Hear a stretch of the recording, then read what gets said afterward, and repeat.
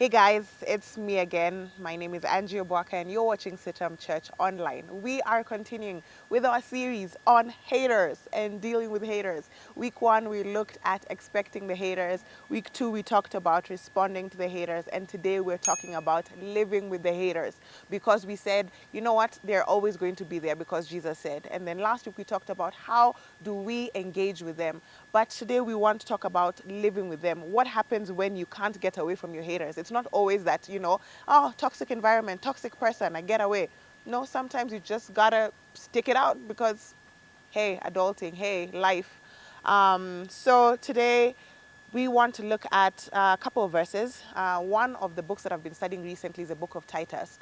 And Paul in the book of Titus is writing to Titus, and he's telling him, you know what, when you're in this place, he's in this place, island called Crete, and he's saying the Cretans are known for certain things. They're known for being, I think he says, lazy gluttons. He says evil brutes. They're known as disobedient. They're just chaotic. And even when they're talking about teachings and things like that, it's always for dishonest gain. They've even gotten into the gospel, but it's for dishonest gain. But then in chapter 2 of Titus, Paul really, really says to Titus that you make sure that by your life and by the things that you're teaching the people in church, their lives are markedly different so that it doesn't bring shame to the name of Christ, but also that people who would want to oppose you would be ashamed.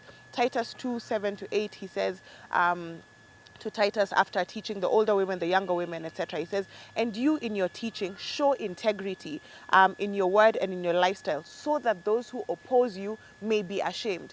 Do you know if people can't be able to point to something specific that you have done, that what you're saying is the same as what you are doing, how you are treating people in public and in private is the same, how you are standing up for the weak and the lost and the disenfranchised is the same in public and in private, etc., etc.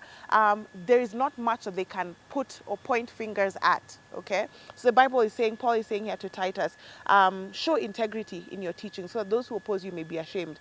Peter, in 1 Peter chapter 2 verse 12, he says, live such good lives or live godly lives that they may see your good deeds and glorify God. Similar to the words of Jesus in Matthew, where he says, so let your light shine before men that they may see your good deeds and glorify God. And so even in the place where we have to live with our haters or people who are opposed to the gospel, opposed to what you're doing, which is the right thing, which you're supposed to be doing. Number one, I think a consideration we can take away is that our lifestyle really can be the loudest sermon. It's not necessarily all the time about just yapping and saying, okay, this is coming with me to church and do this. The way you live, the way your life is ordered in terms of what you're saying vis-a-vis what you're doing can be a really, really good sermon. Number two is that excellence and I won't say character, not character, the character silences critics because they don't have anything to point to. But also, and I really, really like this, consistency beats controversy. Okay, controversy comes up once in a while, depending on what's happening in society.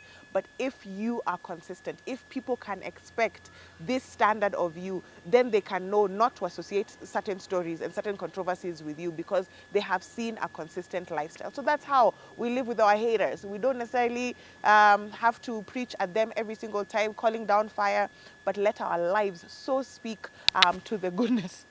What a wow. Speak to the goodness of God in our lives and the testimony of Christ. God bless you. We'll see you next week here on CITAM Church Online.